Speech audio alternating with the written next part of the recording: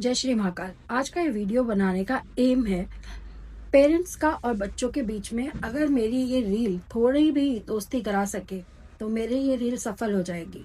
आजकल बच्चों के एग्जाम्स चल रहे हैं, 12th के एग्जाम अभी बाकी हैं, ऑलमोस्ट एग्जाम्स खत्म हो चुके हैं। 12th के कुछ एग्जाम्स बाकी हैं, अभी शायद 1 या 2। मेरे घर में भी एक बेटा है जो 14 साल का, इस साल 10th में आया है। और एज ए मदर मुझे भी लगता है बहुत सारी चीज़ें जहाँ मैं नहीं पहुँच पाई, जो डॉक्टर बनना चाहते थे या कुछ भी बनना चाहते थे वो मैं नहीं बन पाई, या मेरे पेरेंट्स मुझे बनाना चाहते थे मैं नहीं बन पाई। एडमिशन होने के बावजूद मैं उसको छोड़ के आज अपने फेवरेट प्रोफेशन में हूँ और मैं बहुत खुश हूँ। और मुझे आज लगता है कि थैंक यू गॉड, आपने मुझे मेरा जो डेस्टिनी था वहाँ तक पहुँचा दिया।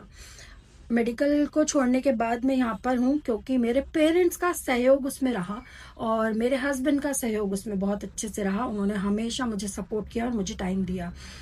क्योंकि जिस प्रोफेशन में मैं हूँ वहाँ पर फैमिली के साथ रह के सब कुछ करना बहुत सारी लड़कियों के लिए पॉसिबल नहीं होता। लेकिन मेरे हस्बैंड के सपोर्ट की वजह से और मेरे पेरेंट्स के सपोर्ट की वजह से मैं सब कुछ ईजिली कर पाई और आज मैं इतने सालों से प्रैक्टिस कर रही हूँ। मेरे खुद के भी स्टूडेंट्स हैं।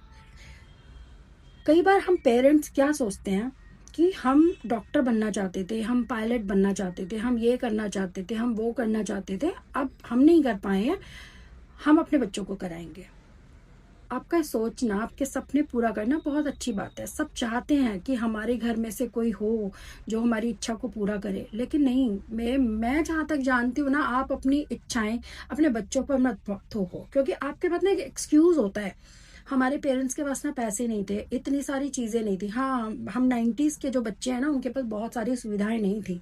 अगर मेरा मेडिकल में एडमिशन कराया तो उसके पीछे मेरे फादर को कितना सोचना पड़ा, कितना कुछ खर्च करना पड़ा, बहुत सारी चीज़ें उनको फेस करनी पड़ी, बहुत सारी पैसे की ज़रूरत होती है। ऐसे बहुत सारे पेरेंट्स को होता है जो हमारे वाले टाइम के पेरेंट्स के पास, बहुत सारों के पास होता था, बहुत सारों के पास नहीं होता था। सेम सिचुएशन आज भी है, बहुत सारों के पास है, बहुत सारों के पास नहीं है। जो नहीं बन पाएंगे वो कल हमें बोलेंगे कि हाँ हम नहीं बन पाए, हमारे पेरेंट्स के पास नहीं था। ये चेन ना ऐसे ही चलती रहेगी। लेकिन मुझे लगता है कि हमें ना अपने बच्चों को फ्री छोड़ देना चाहिए। 12th तक कमांड हमारे हाथ में होनी चाहिए ताकि हम बच्चों को समझा सकें कि ये वाली कोर्सेज लेके, ये वाली आर्ट साइड, साइंस साइड या कॉमर्स साइड लेकर आपको क्या बेनिफिट मिलेगा। अगर आपका बच्चा अपना एक एम्स बचपन से ही फिक्स करके बैठा है कि मुझे ये बनना है और उसी के अकॉर्डिंग वो कोई सब्जेक्ट लेना चाहता है, तो डेफिनेटली आप उसको जाने दीजिए। लेकिन एज ए मदर मैं चाहती हूँ कि मेरा बच्चा, मैं उसको ऐसे सब्जेक्ट्स लाऊं जिससे अगर वो साइंस की तरफ जाना चाहे तो वहाँ चला जाए, आर्ट्स की तरफ जाना चाहे तो वहाँ चला जाए, जो तैयारी भी करना चाहे उसके लिए कल सारे रास्ते खुले हों। मैं उसे सिर्फ गाइड करूंगी। 10th के बाद देखते हैं कि वो क्या करेगा, क्या वो मेरी बात सुनेगा कि नहीं। लेकिन मेरी कोशिश पूरी यही होगी कि मैं उसके लिए 12th तक सारे रास्ते खोल दूँ कि हाँ ठीक है, 12th के बाद तुम ये नहीं बोलो कि मैं ये करना चाहता था और मैं ये नहीं कर पाया। तुम साइंस में जाना चाहो साइंस में जाओ, डॉक्टर बनना चाहो डॉक्टर बनो, तुम कुछ भी बनना चाहो, तुम गेमर बनना चाहो वो भी बनो, मुझे कोई दिक्कत नहीं है। तुम्हारा जिसमें इंटरेस्ट है वो करो। एक बच्ची का कॉल आया, उसने बोला कि मेरी मम्मी मुझे ज़बरदस्ती अपनी पसंद के कोर्स में डाल रही हैं। वो देखती हैं जो वो बनना चाहती थी, वो ये नहीं सोच रही कि मैं क्या चाहती हूँ और मैं ये सब कुछ नहीं चाहती। मुझे बड़ा दुख हुआ। मुझे लगा कि यार ऐसे तो बहुत सारे पेरेंट्स और बहुत सारे बच्चे होंगे जिनको ये प्रॉब्लम होगी। तो मुझे लगा क्यों ना इसके ऊपर वीडियो बनाया जाए। शायद मेरी वीडियो, शायद मेरी रील किसी पेरेंट्स के दिल को छू जाए, शायद किसी बच्चे का भविष्य उसके अकॉर्डिंग चल सके। यकीन मानिए, आप अपने अकॉर्डिंग जब भी उनको पढ़ाएंगे ना, वो नहीं पढ़ेंगे।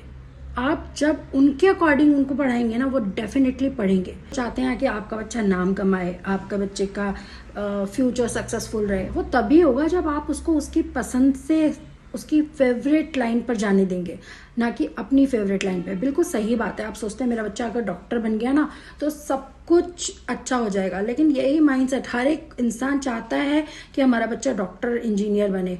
लेकिन सभी बच्चे डॉक्टर और इंजीनियर बन जाएंगे तो बाकी के और प्रोफेशंस को कौन संभालेगा और कौन समझेगा। अगर आपका बच्चा डॉक्टर बनना चाहता है तो वो डेफिनेटली डॉक्टर बनेगा, फोर्स मत कीजिए। अगर वो इंजीनियर बनना चाहता है तो डेफिनेटली वो इंजीनियर ही बनेगा। आप कितने भी कोशिश कर लीजिए, इवन आप उसके सालों को खराब कर देंगे। या फिर अगर वो नहीं बनना चाहता ना इंजीनियर और आपने जबरदस्ती उसको कर दिया, तो उसकी जो लाइफ है ना, वो यहाँ जाने की बजाय ना मिडिल में रह जाएगी। करना तो है मजबूरी में, क्योंकि उसको भी अपना परिवार पालना होगा, लेकिन ये जो हैप्पीनेस के साथ यहाँ पहुँच सकता है वो नहीं पहुँचेगा। तो प्लीज़ सभी पेरेंट्स से मेरी रिक्वेस्ट है कि अब आने वाले टाइम में जब सब्जेक्ट चूज़ होंगे तो आप अपने बच्चों को फ्रीडम दें, उनके गाइड बने, उन्हें समझाएं, बट प्लीज़ आप अपने सपनों को उन बच्चों पर मत थोपें, क्योंकि मुझे लगता है कि जिस बच्ची ने मुझे कॉल किया था उसका फ्यूचर कल शायद इतना ब्राइट नहीं होगा।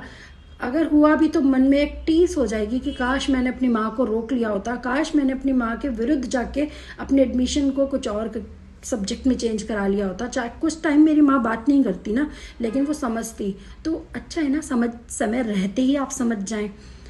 अगर आप मेरी बात सही लगी और आप एग्री करते हैं इस बात से, तो प्लीज़ मेरे इस यूट्यूब चैनल को आप लाइक करें, सब्सक्राइब करें और मुझे फॉलो ज़रूर करें। Thank you.